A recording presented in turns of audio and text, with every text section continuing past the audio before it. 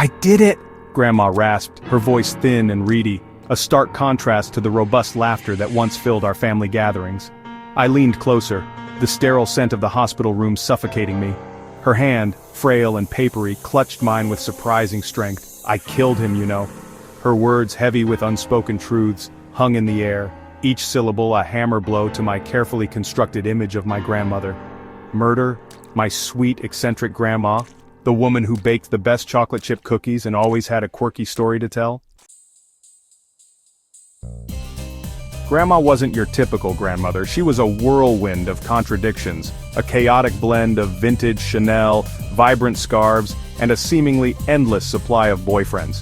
Her apartment, a testament to her vibrant spirit, overflowed with mismatched furniture, stacks of books, and an impressive collection of ceramic frogs. She was a force of nature, always the life of the party, her laughter infectious, her stories outrageous, her past shrouded in a carefully curated air of mystery. Divorced 4 times, each marriage ending as abruptly as it began, she always dismissed our inquiries about her ex-husbands with a dismissive wave of her hand and a twinkle in her eye. My mind, struggling to reconcile the image of my beloved grandmother with the chilling confession escaping her lips, latched onto denial. This had to be a side effect of the medication, a cruel trick played by her ailing mind. "Who, Grandma?" I asked, my voice trembling, the question a plea for reassurance, a desperate hope that she would retract her words, laugh it off as a morbid joke. Her silence, the weight of her gaze, spoke volumes. She merely smiled, a sad, wistful curve of her lips, and whispered, "Don't you worry your pretty little head about it, darling. It's all in the past now."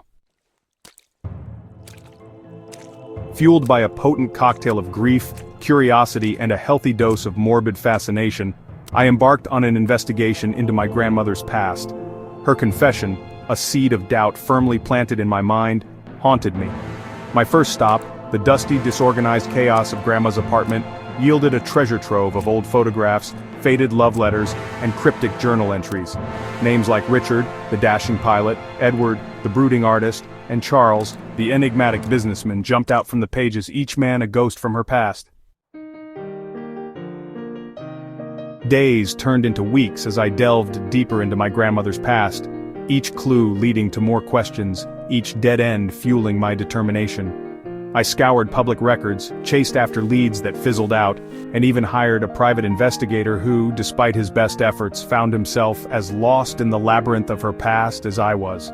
The official records offered no solace, no missing person reports, no unexplained deaths, no evidence to support her confession. It was as if each of her husbands had simply vanished, swallowed whole by the sands of time. The lack of evidence, the absence of closure gnawed at me. Had my grandmother, in her final moments, concocted an elaborate lie, her mind playing tricks on her? Or was she telling the truth, her confession a whispered plea for absolution? The rational part of me, the part that clung to the image of the cookie-baking, storytelling grandma, desperately wanted to believe the former. But a nagging doubt, fueled by her cryptic words and the unanswered questions swirling in my mind, refused to be silenced. Grandma's death, like her life, was shrouded in a veil of mystery. She left behind a void, an emptiness that extended beyond her physical absence. The weight of her confession, the unanswered questions, settled upon me like a shroud. Her final words, "It's all in the past now," echoed in the silence of my grief. Was it a confession or a delusion, a plea for forgiveness or a final act of mischief from a master manipulator?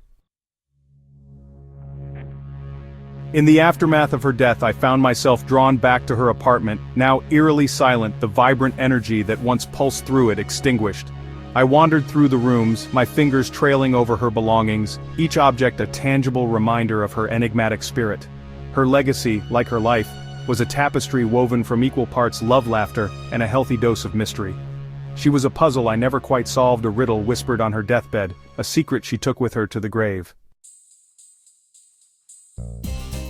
Years have passed, and the sharp edges of grief have softened, but the memory of her confession, the unease it ignited within me, lingers.